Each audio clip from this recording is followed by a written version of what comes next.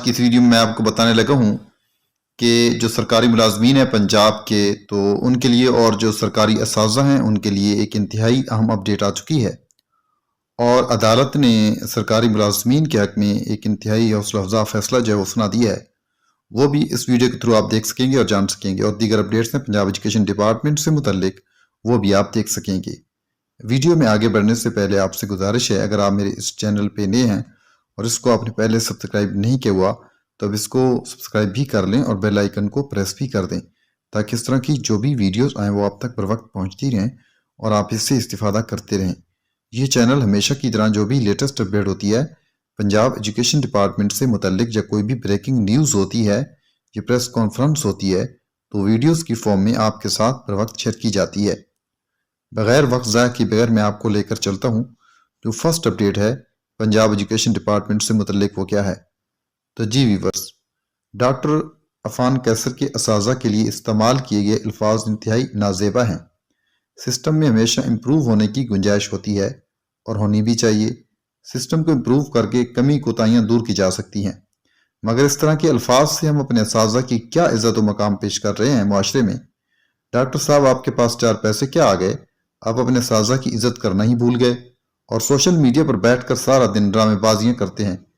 آپ کو اپنا شعبہ یاد نہیں جس میں ڈاکٹر صاحبان فرعون بنے ہوئے ہیں؟ کیا ہمیں نہیں معلوم کہ سرکاری اسپتالوں میں کیا کچھ ہوتا ہے؟ روزانہ ٹی وی چینلز پر خبریں چل رہی ہوتی ہیں۔ براہ کرم آپ اپنی ڈاکٹری دیکھیں اور سوشل میڈیا سے ڈالر چھاپیں۔ اگر اللہ نے عزت دی ہے تو اس کو سنبھال کر بھی رکھنا آنا چاہیے۔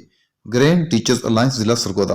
اب چلتے ہیں نیکسٹ اپڈیٹ کی طرف، اور آخر میں آپ دیکھیں گے کہ عدالت نے کیا فیصلہ دیا ہے سرکاری ملازمین کے حق میں۔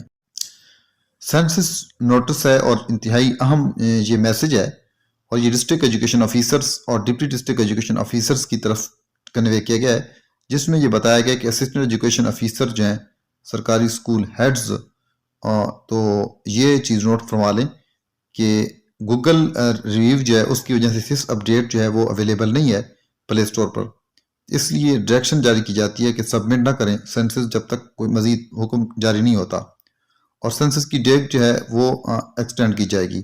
تو یہ جو ہیں خاص طور پر وہ متعد رہیں، اور اگر کوئی بندہ سبمٹ کرتا ہے سینسس فارم تو اس کو وہ ویریفائی نہ کریں۔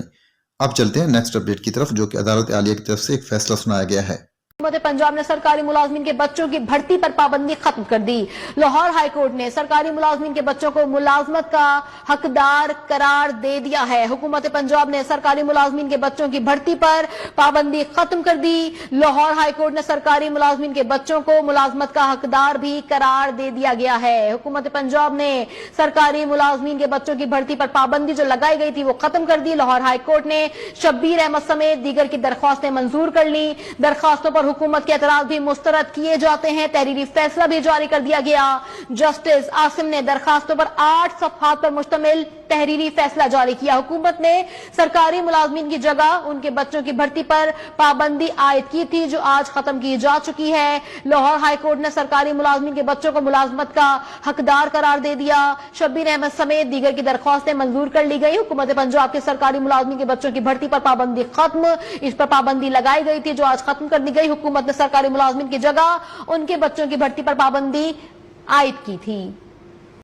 جی ویورز، یہ جو پوسٹ ہیں اب یہ اساتذہ کی طرف سے لگائی گئی ہیں، جو اپنے غم و غصے کا اظہار کر رہے ہیں کہ ان کی معمولی سی تنخواہ ہے اور اس کے باوجود حکومت کی نظر ان کی پینشن اور تنخواہ پر ہے۔